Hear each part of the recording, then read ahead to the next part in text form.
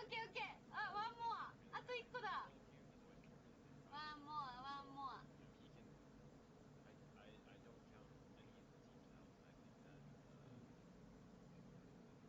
ね、オービアスだったね。That was easy. あ、見て On the ceiling, the light is not straight. あ、これラストじゃない？ラストだ。見つけた Found! で、これトゥルーエグジットじゃない？あ、I got the あれもらったプライズ。I found all あれだって。なんだっけ、アノニマス。なんだっけ、アノマリー。So if I can exit now, if I can find the true exit now, true end だね。true end。頑張る。true end だ。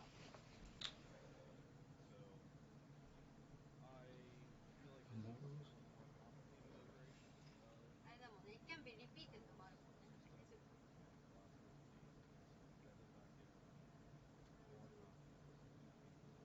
リピートすることもあるの？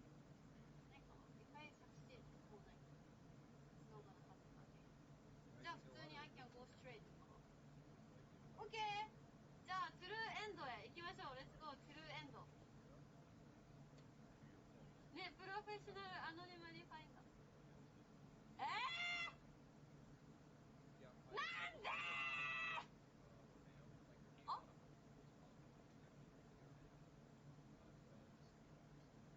あ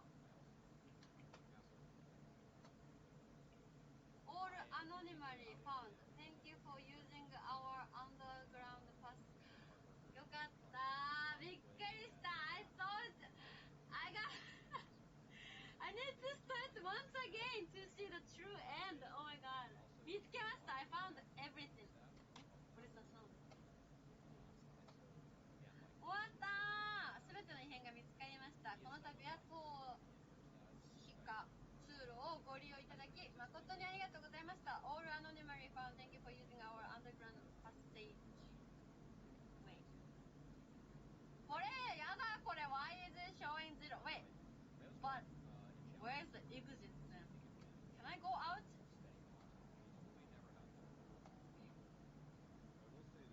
I cannot go out なのかな。楽しかった。終わりでいいのかなじゃあ。ないよね。There is no different ending, right? 面白かった。It was fun. おじいさん、ありがとう。Thank you so much for giving us the fun time. It was so nice. ありがとうね。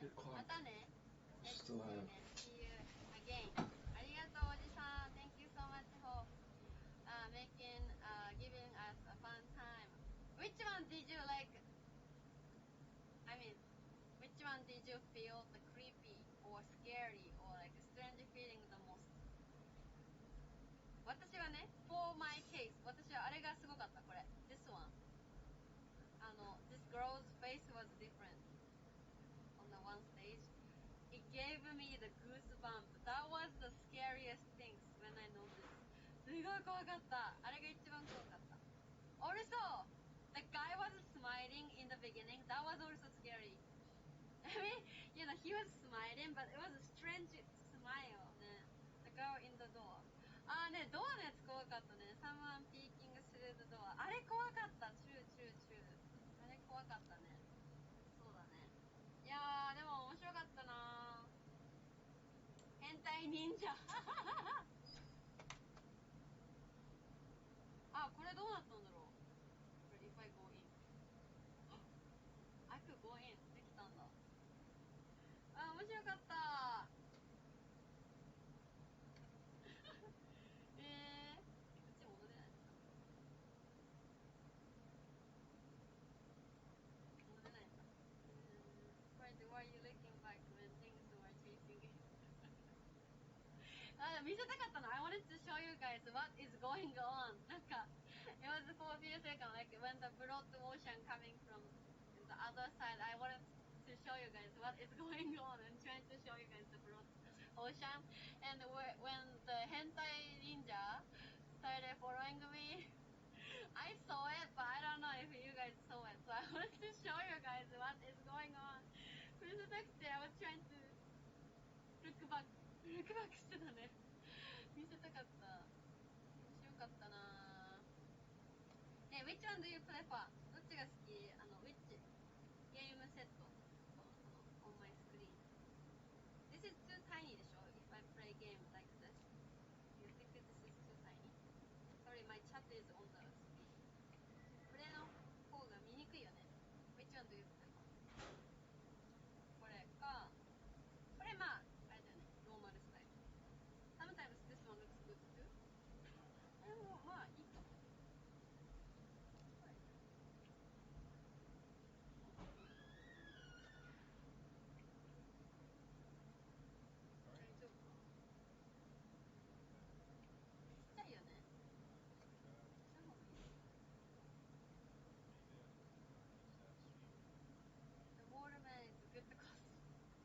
なんかなんですよね。あれはしませんよ。多分ピーキングするのと、あれが怖かったね。ピーキングだと思ってね。kind of like bigger ルーナ。あ、そうそうそうそう。こっちがね、ルーナビッグカーなんだよね。This one is ルーナビッグ。So if the game is really, really easy to understand, even the screen is small, maybe I can play the game like this too. Tiny better if the game is boring. そうだね、そうだね。Depends on the game かな。なんか like full screen make you more in the game. そうだね。まあどっちもやります。じゃあ Depends on the game I choose. はい。まあ today maybe it was better with this. That was good. Pegs of the roster announcements, but this one at least is like custom art for the JPEG. So yeah, and they credited the artist, and it was cool. So yeah, that is cool. I would like to get. Oh, I would like Twitter to does not want to credit the artist. I think they might have replied to it down there, but. Yeah, it doesn't load for me whenever I'm not logged in on this browser. Yep. I like the art. The art's cool. Yeah. They had all the individuals too. That was nice. Let's move on. So Cloud9, I don't have like a single visual for them, unfortunately, because they did like multiple announcement videos. But their full lineup this coming split is going to be. As I pull up my notes here.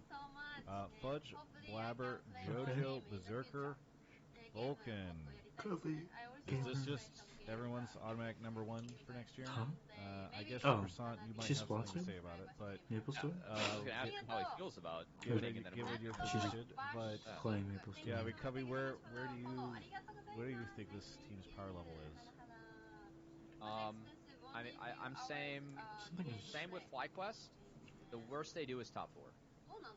Like it's 1 through 4, and I think that putting JoJo on this team is Dude, this very exciting. reminds me of. Along of course with Vulcan. Is it a collaboration with League of Legends? Berserker and JoJo felt like last split probably the 2 strongest individuals in LCS. So now having them on the same team with Maple Store just good like supporting cast, like Blabber was also look at Zon and was here. like, hey, we're gonna copy League of Legends and Zon. Like Blabber is always been very strong. I will say that Croissant teased this earlier with the resource distribution between JoJo and Berserker. But I would throw Blabber in the mix there and say that this might be the first time where like Blabber won't be dictating his own resources on the map. A lot of C9 map setups, like how I've seen C9 play in the past with Blabber, is that he runs the show, and he is a very efficient jungler, that even when he ganks, they're smart stops, right? And he's able to consistently, like, he's done really well in NA playing this way. He's one of the best players we've ever seen in the league. But I'm curious to see if he can adopt with having a little bit less resources. I think that Blabber has actually grown a lot in terms of different styles he can play compared to, like, him as a rookie. But I think that this will be the most that he's challenged in that department this year. All right, Croissant, how much of a challenge are these guys going to be for NRG? Are they going to be your biggest rival, you think? So I've never rated my own team on these tier lists or whatever. I will say that C9's the team I'm looking forward to playing against the most. I had Fly from 1 to 4, I had 100 from 3 to 6, I had IMT from 3 to 8. I have C9 from 1 to 2, and I do like the chat being like, they're top 2 and it ain't 2. But, you know, the things I'm keeping an eye out for are, That's kind of funny. people were very happy to see Eminis leave, and don't necessarily agree that he was the source of all of C9's issues, but You sure about that? Well, he wasn't the only one that left. Hmm? He wasn't the only one that left either. Yeah, and I think that JoJo, it was cool seeing JoJo play both with Impact and also with Revenge, and the different, like, him enabling Revenge in a lot of their games and roaming up and diving, or the different roles that they had. And how is Fudge's playstyle going to change with JoJo on his team? Like, there's no more, like, some people will say no more excuses. Some people will say, like, now this is like a solid opportunity for Fudge to maybe shine more, and not have to be like the stable piece of the team or whatever.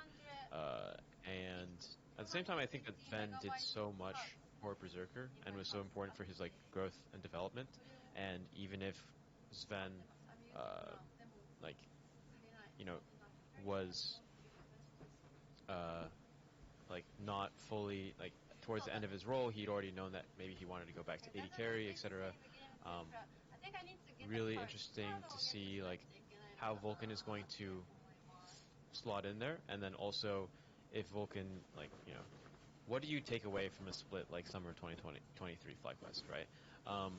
Like, if C9 does have dips in their performance, even with like things that are supposed to be clear upgrades, it can be similar to how FlyQuest was supposed to go from third to top two in from spring to summer, and they didn't.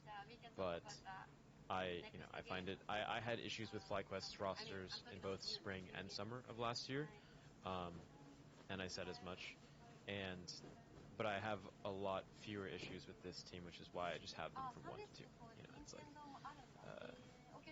I think I'm not as worried about the resource distribution thing, because I do think that Blabber has shown that he can, like, he's no longer the player that only plays like Olaf full clears and like shows up and kills everybody, but I think he improved a lot of his tank play, but he still needs to they just need to figure out their drafting style, and how, like, what's too much experimentation and what's not enough, something like that. So excited to see them play. What do you think? I mean, what do you think, Prasant, about how they were able to build this roster? Because it feels to me like it almost feels The like they rumor were. is that What did you say? The rumor is that players took cuts to play with JoJo. Yeah, I mean that sounds about And right. there's also the news that, or like the rumor that they had landed on a number for JoJo, and then there were some shenanigans, and then they ended up having to go higher, wait, after like already verbaling or something. But I hope that didn't have an outsized impact on like their ability to like keep Bithby on board or expand coaching staff. So I am curious to see what they do there, because it is important to, like, FlyQuest, if we're talking about them as having big personalities or whatever, like, I've never worked with anyone on C9, but I, it could be either roster could be easier or harder to work with, right? And it's just about what is C9 doing from they have, I think they've proven they've had consistent, like, they've gotten a lot of their teams to the same place, but they've still had growing pains, and they've still had issues. So what are they doing to improve on the issues that they identified from their international performances in 2023 and their, like, prep going into finals of, like, LCS, even not even looking like at Worlds? Those are my big questions. But that's like how their roster came together. I heard that Berserker. I heard that Berserker was like the last piece to actually return and re-sign at C9. So he's someone that wants to play with JoJo and potentially Vulcan as well, right? Yeah. So, yeah, I just think it's fascinating because yes, obviously they were contested on JoJo, and we've heard that stuff. but like so I'm gorgeous. kind of surprised that they were. I feel like it's a sign of the times that it feels like in some ways they were fairly uncontested on building like the super team. I think part of that though is like everyone was so excited. Yeah. Like once JoJo fell, no, nobody wanted to see it. ありがとう。あなたダイアリア。はい。I have a basket of diarrhea. エンディングがいつも賑やかなの。Always my stream, end of my stream, so gorgeous. Sight of you, I can't stand. Sight of you, I can't stand. Sight of you, I can't stand. Sight of you. Everybody started throwing around a bunch of cash and making all these big deals. I don't remember anything. なんだっけ What other else? ありがとうあなた後半10 bits ありがとう J ループデイループループしてるのか Oh my god It's same as game ゲームと一緒だループしてるんだこれ邪魔だねこれおループだったんだ Get to the chopper ありがとねダイアリア I will go bathroom after this stream ちゃんとトイレ行きますI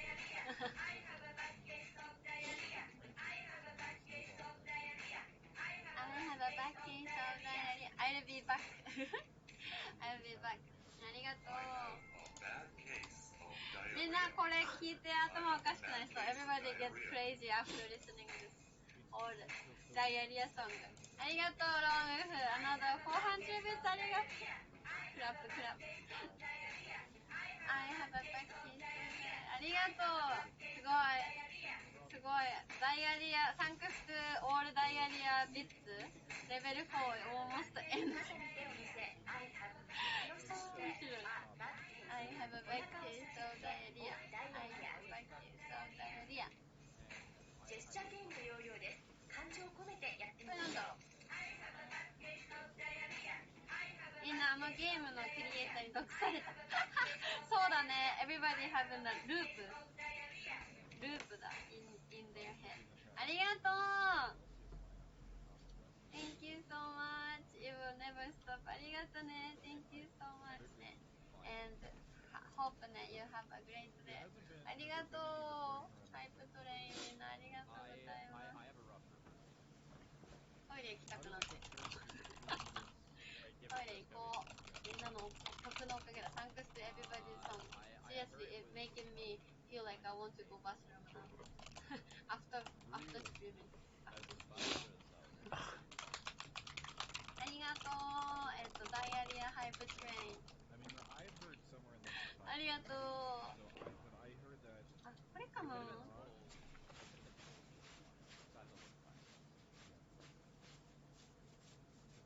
It was my expectation that I'm getting a little bit of echo back from Steam.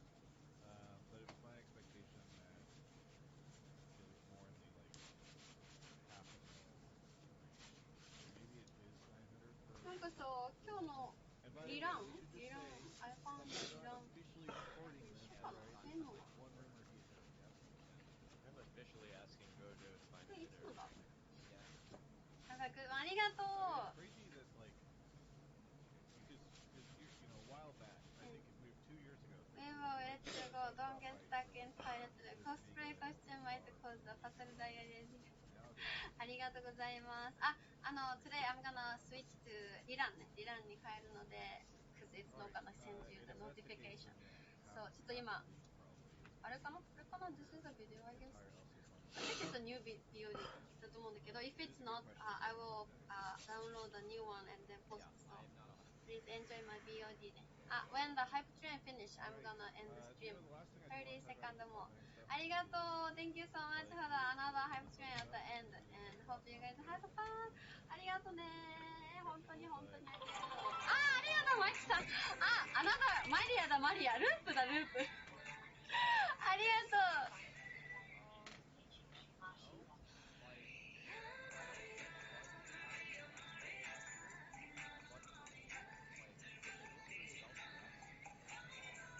always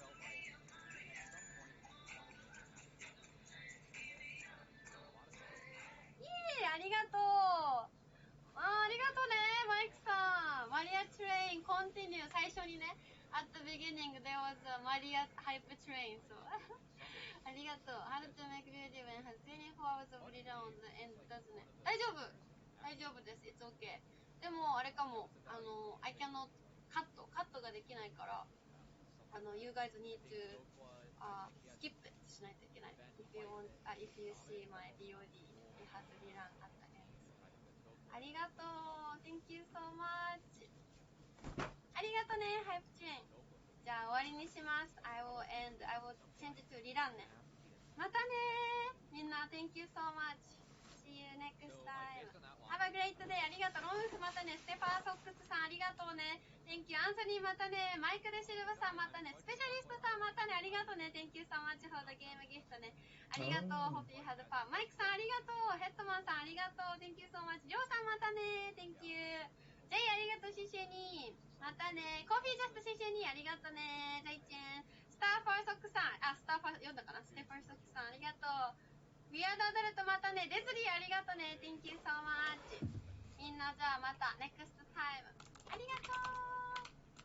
おやすみなさい。Have a great night. ループナイトメアオブループ tonight. She has a student fatigue. そう。またね。バイバイ。じゃあリランに変えます。I will change the BOD ね。はい。どうなってたこれ。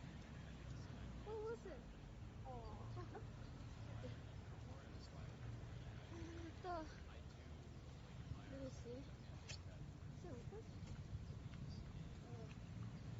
It's open but not that good. おはよう。ミニー、ロンウーフ。ゲオヘックスおはよう。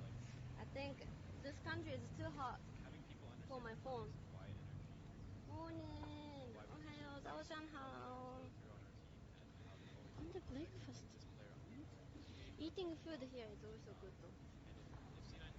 Or maybe we can go the other one. Good morning. 早上好。おはよう。ミルクティーラララ。Such FG, FSFG. おはよう。Should have got some milk tea. Hi, milk tea. エリックリー。コナン。 She just reminded me. Think about it. Yokola just finished his 6th split in the LCS, and I still don't think that he still has. おはよう。人生。お、バス入れたの。It was not a bus. おはよう、BJ. How are you? Thank you for coming super early every time. ありがとう。Thank you for waiting. あと、also, I couldn't dance for BJ yesterday, so let me dance. No, I'm not gonna take a bus. I'm just, wow. I just started streaming at the bus stop, so maybe the bus will think that I'm waiting for the bus. So I was wondering. Bus sound.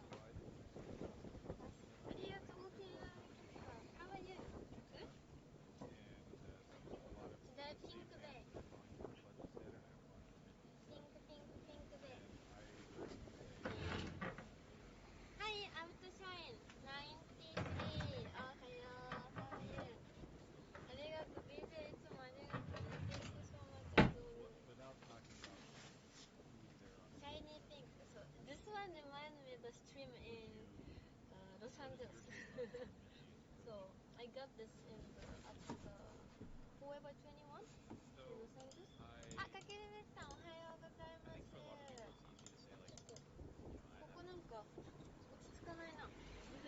I just got off the bus, so I just started streaming here, but this is a bus stop. So looks it is. I use a lot of context clues. I use a lot of what I've heard from players or coaching staff or vice versa. I think that Midi has very clearly defined strengths, and I think that the goal on any coaching staff is just as with players, you need to find ways to supplement the strengths or weaknesses. And I think That's why I just hope that Mithy has people working alongside him, because I think that he's aware of like what his strengths and weaknesses are, and I think that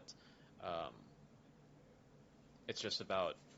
I think it's important that he gets. I mean, I wouldn't do that as a head coach. It's over the.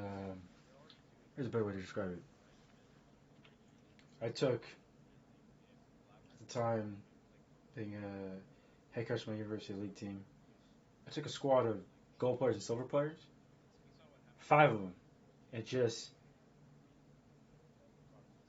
I drafted the team. I was like, I went to my players, I'm like, my top laner, I was like, okay, hey, give me your 5 best champions. He told me his 5 champions. I was like, okay. So I wrote down the names of champions.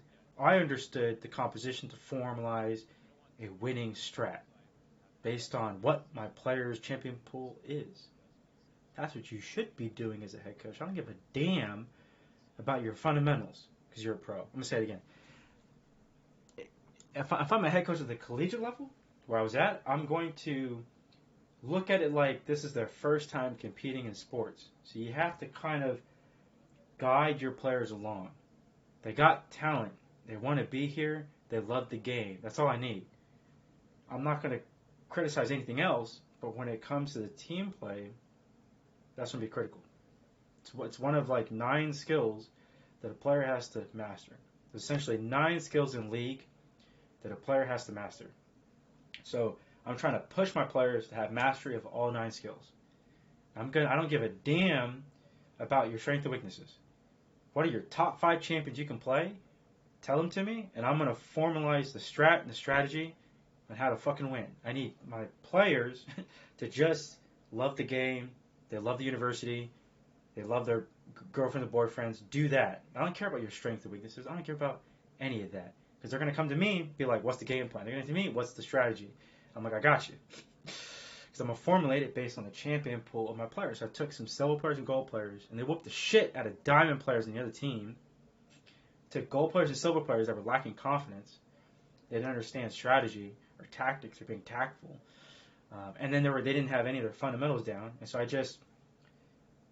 they already understand the game. You're just giving them the keys so they can unlock some more doors, and they realize, oh shit, this place is big, instead of being restricted. I've seen it too many times. You know where it comes from? The restrictive mindset. They have an open mind. Restrictive mind comes from, oh, I've been doing that. It's like insanity, definition of insanity. They keep doing the same stupid shit, expecting different results. And so, super easy, free for posterity or whatever, to the 14 or 15 people that are watching. Because there's always like 10 or 14 people that are watching because they utilize, what's it called? If you watch Twitch without logging in, you can view someone's channel and then like it doesn't pop up as a viewer, but they're still there. But then when you look at the analytics, it'll show you that people are watching. There's always like 10 to 15 people that are watching, and they think they're slick, but like they're not, because the whole system for Twitch will show you who's watching. It'll show you people that are watching that are using programs outside of Twitch to try to view your content.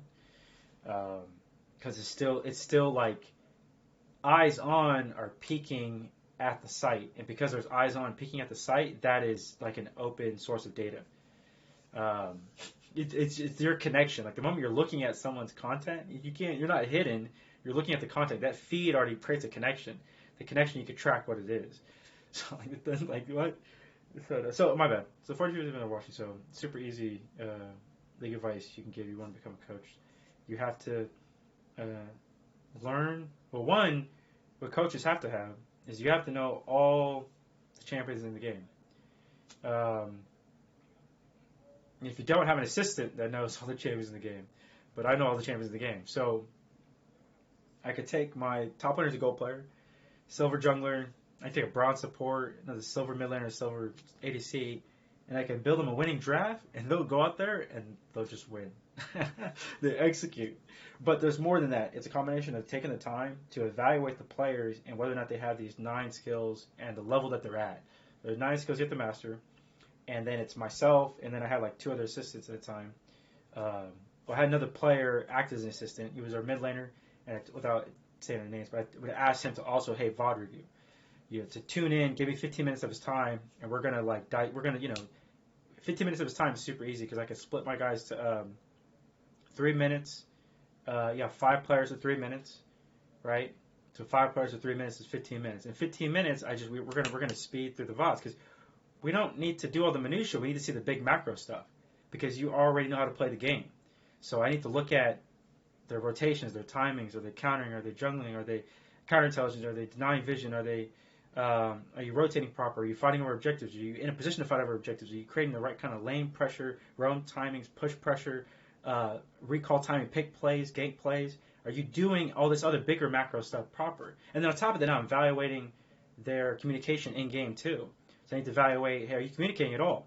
Communicating what you're saying, or communicating what you think is possible. So you have to get them super easy strats. So there's tons of stuff. Like Faker gave out a little universal golden nugget when he said, look at your map every 4 seconds. Everybody in the world, when Faker said, look at your map every 4 seconds, is the best advice you can give any player, that was like a little golden nugget that everyone should already have. That goes back to what I call like your 5th skill, like map awareness, but not the 6th skill when it comes to counter intel in the game. So for the game, it's all right. There's just different strats or different stuff. So it's like if it's what's a prime example? Give my bot lane a winning combo. I'm gonna say it again really simple. It's a super simple strat. Give my bot lane a winning combo. What do you mean by that? The ADC and the support have to synergize. You cannot throw any ADC with any support that is a losing lane. Super simple coaching advice. You cannot just throw any ADC with any support because they will not synergize. They will bounce. They will not fundamentally put to coexist in the lane proper. You have a losing lane. That is a horrible strat. And you'll see that from time to time. How that happens? When they're red side, like counter picking on either 4 or 5. And so red side is always trying to like stay at the last pick. They're always trying to counter the enemy team. But like none of that matters. The only thing that matters is whether or not you can synergize these champions to create powerful combinations. And there's the bread and butter. A bot lane is Kate Morg. Super simple. Everyone understands this. For new people that are watching it to have no idea what I'm talking about, to mid-tier players that kind of heard about this, and to pro players that understand this, your bot lane needs to be a winning combo. Like, there's a reason Senna TK works. Senna TK. There's a reason Sona Taric works. They synergize. They fit together like hand to glove. They synergize. They just peanut butter and jelly. Just boom. For example, what's the worst combination you could pull off? Draven Lulu. Like, what in the god awful is that? You know what I mean? Like, you can't just throw a lane together and make it work. The reason Draven Lulu is bad, explain to you. Lulu is designed to protect the ADC. I'm gonna say it again. Lulu is designed to protect the ADC, but Draven wants to go in. So it's like a total ass backwards, they're running in their opposite directions. Draven's like rushing forward, and Lulu's like, no, we gotta sustain, survive, and keep you alive. But he's like running into danger. Like, it does not work. It will not work. Now, what Draven wants is any kind of aggressive support to match his aggressing because they're going in. Super simple concept. Draven is like the strongest level 1 champion in the game, so you need to have level 1 strats, level 2 strats, level 3 strats. That's a very tight-knit, only Aphromoo and probably Sneaky, probably Double If, like a few other guys, a few other cats understand the level 1, level 2, level 3 strats you can pull off when you have certain kind of combos. So Thresh is great because he can go in or get out. That's what makes Thresh so unique. That's what makes Thresh high elo. That's what makes Thresh's support so invaluable, that in the hands of a pro who has over 100 games, or in the hands of a pro that has 200 games, Thresh has the ability to like create plays, nullify plays, save teammates, or go the fuck in. Only Thresh could do that, literally. Thresh has a shield he could throw out to sustain his teammates. He has a flay you can interrupt, knock up, and destroy the people's spells, or stop someone from killing your teammate, or to lure an opponent in and ricochet flay backwards and pull them towards your teammates. You can hook and exceed forward across the map. You can hook an objective and fly in. Thresh is pretty crazy, pretty cool. He can hook a teammate, grab a jungler, and start a whole fight in such a large radius that you wouldn't think is possible.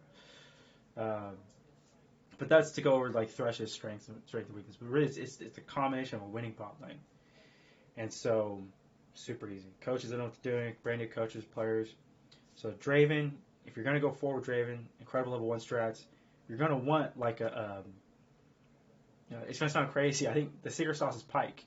I think Draven Pyke would be immense because Draven wants to continue to thrash forward and like destroy everything in front of him by throwing axes, and Pyke wants to just execute and hook, and they're just like in tandem, just kind of chopping away the enemy. Like, I think Draven Pyke would be a secret sauce, but I haven't seen pros do it yet. Because it's just like lethality Draven, lethality Pyke, and you just start destroying your teammates. Now imagine Pyke goes invisible when he kills somebody, or like Draven goes invisible when he kills somebody. They still going in, chopping your heads. You just lose track of them for 1 second. In that 1 second, a pro player can get off 3 autos. I'm gonna say it again. Draven and Pyke, if they both go invisible with Bladed Trakir, which I haven't seen pros do this yet because I don't know what the fuck they're doing. You just chop the fuck your opponent down. Because the moment one of them gets a kill, they're invisible. And Pyke can just fucking go invisible on himself. And you just keep going forward. And your opponent freaks the fuck out. It's on their back foot. Because they realize, holy shit, the Draven that just killed my support went fucking invisible. And I'm about to get sliced the fuck up.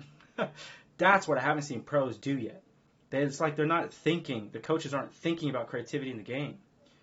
So they keep going for like, give me the fucking safe Caitlyn Morg pick, or Caitlyn has the longest range because my ADC might not have hands and has to read and react and try to win the late game, but he has to survive the early game. But your ADC is bad at defense or vision control or map awareness, and so they fuck it up. Or you're wasting resources from your mid laner or jungler to compensate, to try to counter jungle to save your ADC because he has no defense in the game. There's lacking defense in the game because doesn't understand roam timing or anything. All they have is hands, and that's the colloquial kind of joke with ADCs, that all they got are hands. They don't think. But yeah. So I'll leave it at that.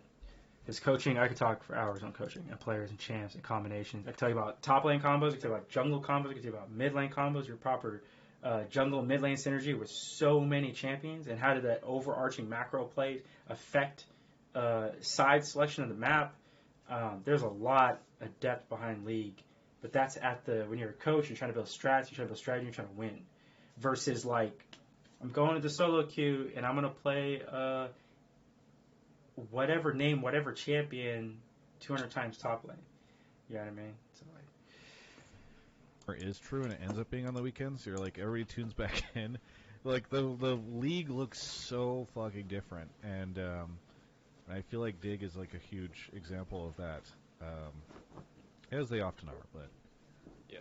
But I do think that teams like Dig and IMT only benefit from, from the chaos.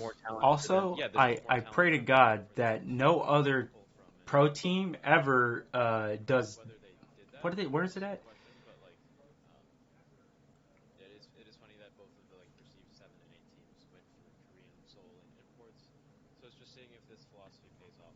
When they called them like the faker of hots or something, I'm like, bro, I hope people do understand marketing and operations in like sports. Don't ever, no other esport org should ever like. Prime example why that was dumb as hell to call your player someone else's player, but a backhanded compliment to his pro play. It's so stupid. I'll explain it really simple. It's like having APA for Team Liquid, right? And TL just put out like the most cringe, gut-wrenching, idiotic post they just did for Dignitas. Hey, they're trying to hype up their player. Hey, APA is the Yo-Yo Pune of our mid lane. Like, bro, what? What? Don't ever have a quarterback for an NFL team like, hey, bro, Jalen Hurts for the Philly Eagles is like, it's like Aaron Rodgers, but for the Eagles. Bro, Jalen Hurts is the quarterback for the Eagles. Like, why the fuck are you comparing him to Aaron Rodgers? Like, what? It's like, he's his own dude. It's the dumbest shit I can think of when it comes to marketing and anything.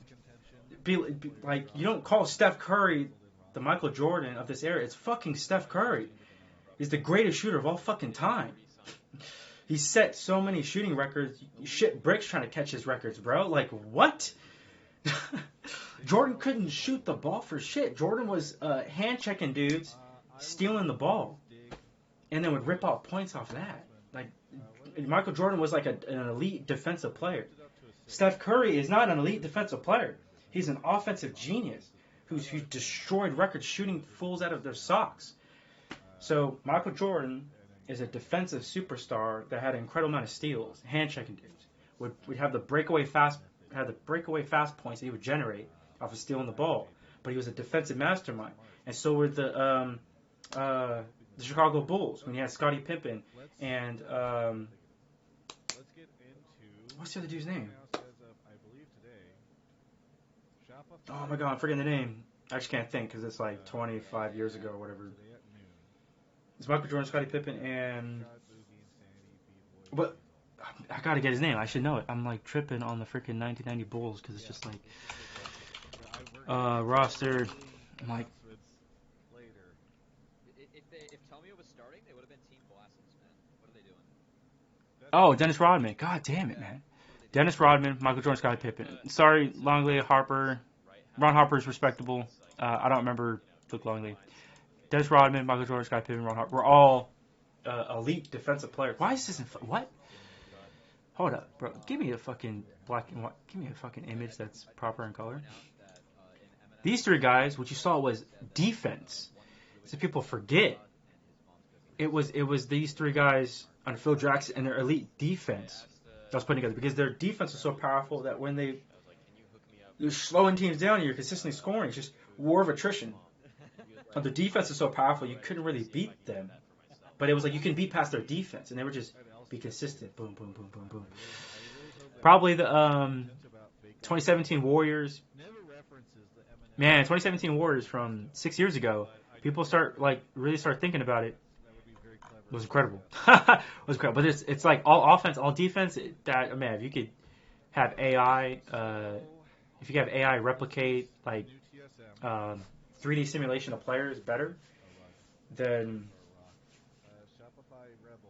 it's going to be some interesting video games in the future when you have AI utilize better simulation of basketball players. It'd be interesting to see AI running, but yeah. And so yeah, don't ever take like team looking for APA and do what Dignitas did and be like, bro, he's the yo-yo peon of our midland. Like, no, bro, it's always playing hands. APA, like he's his own dude.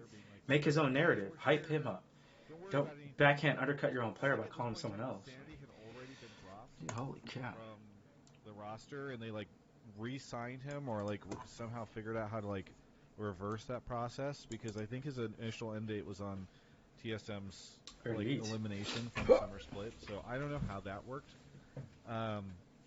Because I don't know if they could have signed him at that point. It's an interesting question for Riot. But anyway, so the final iteration that we see is essentially a three player swap with, I guess, let's see. Oh, wait. No, it's not. They haven't updated on this chart that I'm looking at. But yeah, Hanser out, Ruby out, Wild Turtle moving to... Why is Hanser gone? Hold up. Streamer / sub. Why did Hanser leave? I haven't seen Wild Turtle stream, but I don't know. I can't tell how serious the streamer part of streamer / sub is. I don't know. What do you think, Croissant, of this lineup? I mean, is there some NA talent? Oh, Shopify Rebellion. Never mind. I thought for some reason this was TSM. Oh, Shopify Rebellion bought or took over for the TSM slot or whatever. I was like, what?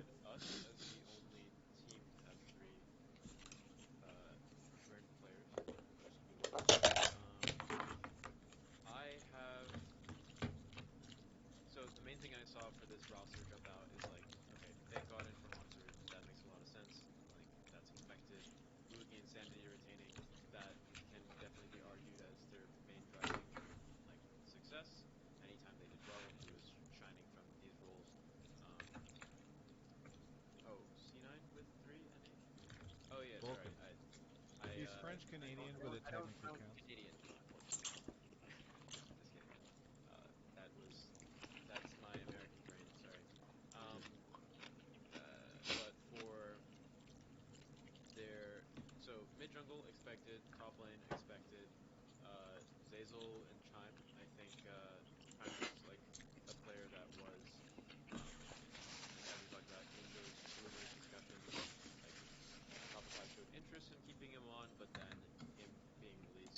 I think like maybe some of his conversations were with like EG and GG, and that screwed him over. Oh, right. I do remember hearing that rumor that Chime was going to go to one of those teams, but I don't know if he was going to go to one of those teams because because he wanted to, or because he knew that he was not going to be playing for Shopify. So I guess not sure exactly what happened there, but that's unfortunate.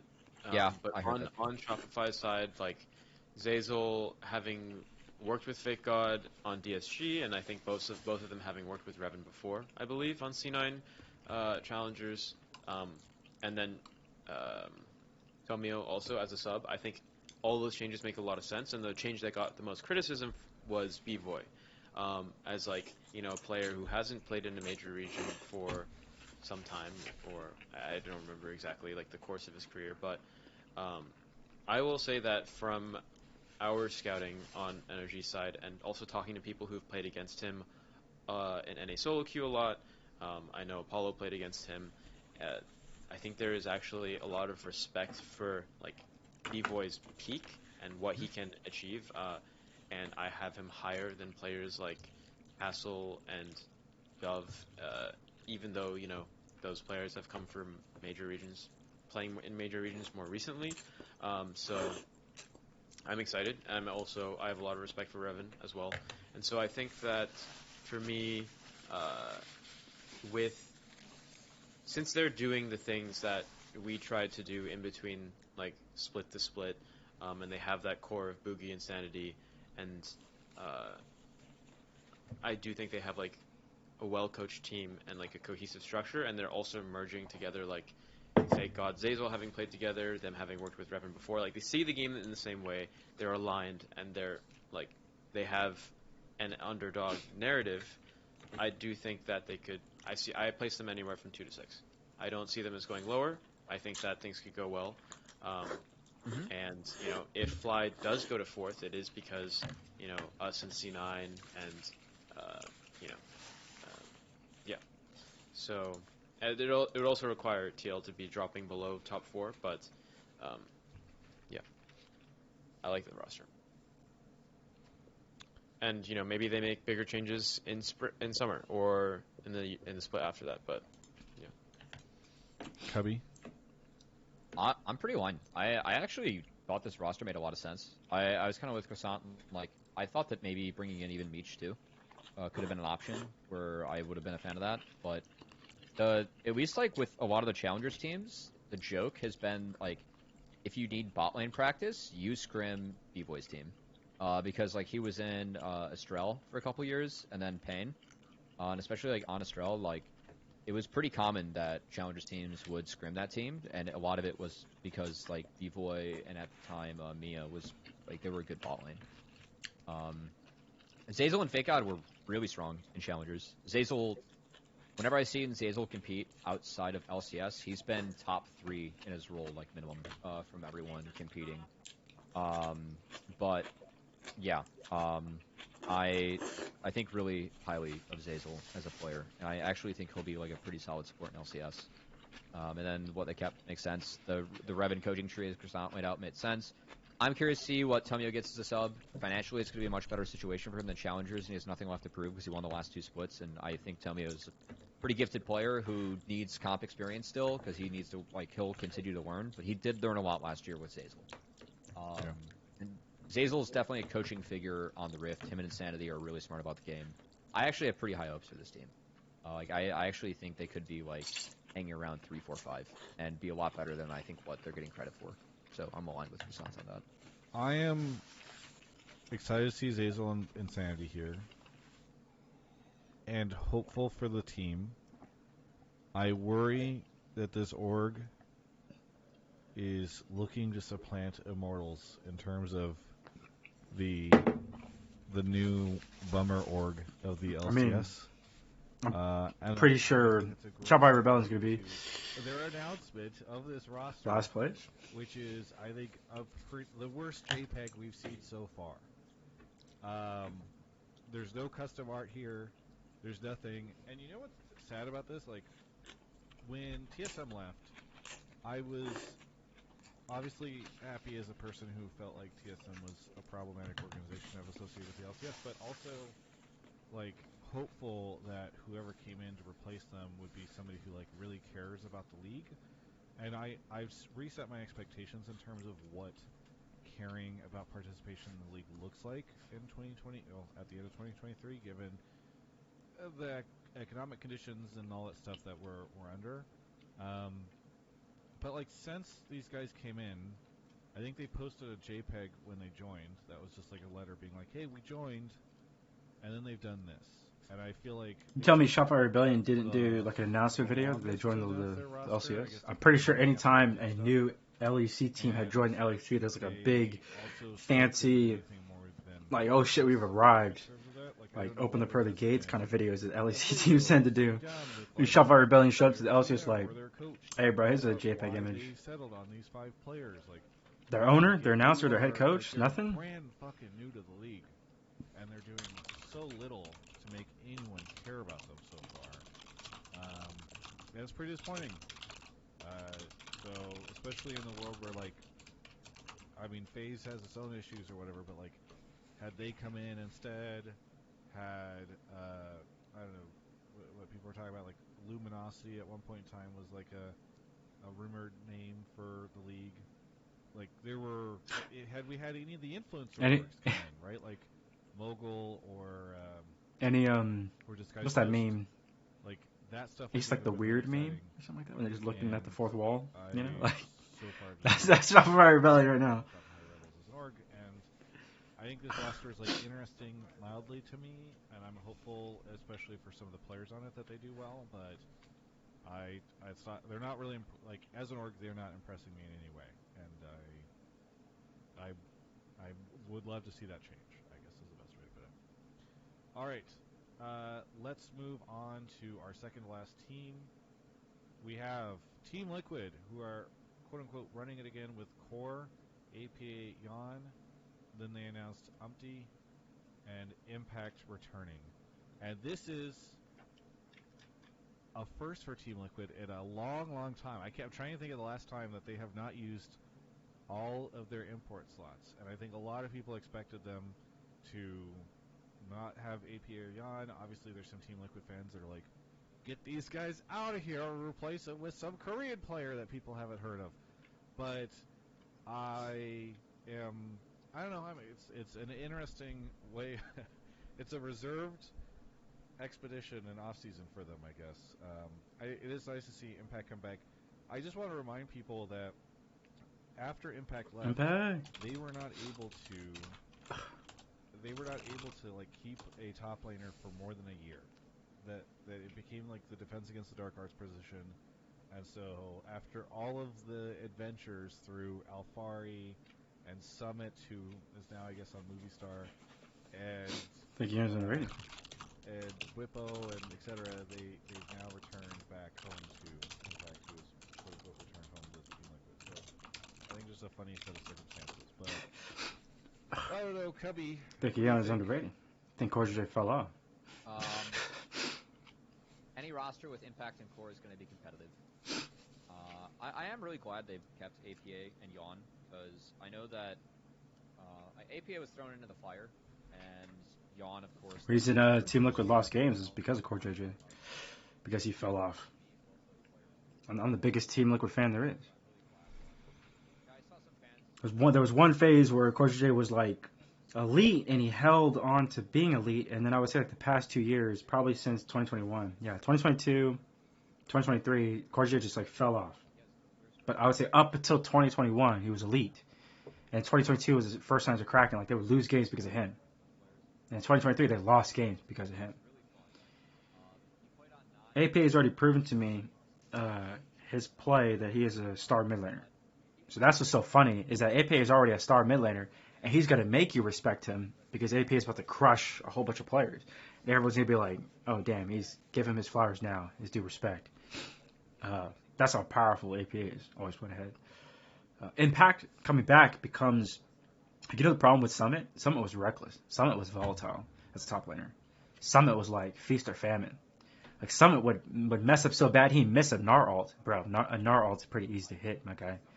Like, when you flash, you know, you're like a Gnar ult is pretty easy to hit, you know? Like, but he'd miss, and I was like, or like Summit would have like horrendous TPs that would cost the team battles that set them behind that eventually snowball the game to a loss.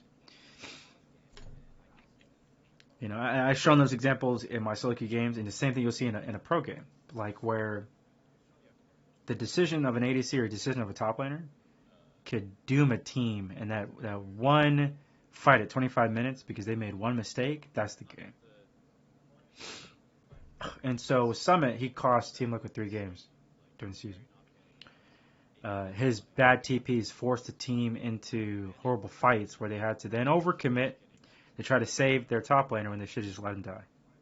And then they would lose the fight, and they would lose Dragon and lose Baron. Reckless was like, or Summit was Reckless. My bad. Summit was kind of like Reckless ADC, but also Reckless in play. It was volatile in his play. Now with Impact, you get the total reverse opposite. You get a conditioned, well-seasoned veteran who is a steady force, who is incredible to beat one-on-one, who can 1v2, and he will kick the shit, out of anyone in front of him. Like, Impact is so goddamn good. See, in League of Legends, you get better as the years go on. When you play League of Legends, you get better as the years go on. And if you're not, well, you're doing the same thing over and over again. Impact is so powerful. Think of him as like whatever Goku is doing, that's Impact. Like, Impact's like incredible. Just incredible. He's going to be a steady force that's going to be hard to take down. Creating plays, forcing plays, seeing angles that other pros didn't even see. That's Impact. Now, Umti, I don't know anything about Umti. So, if there's ever a miss with Team Liquid might fall apart because I can't evaluate the jungle Umti because I've never seen him play. Never even heard of the guy. So, I have to look him up.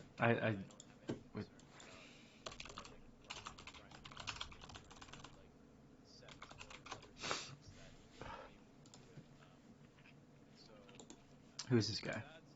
He's coming from South Korea? No, I thought he played in...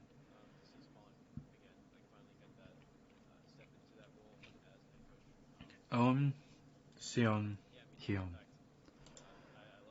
He's 24, South Korea, is jungler main. He was on Jin Air. On Jin Air Green Wings.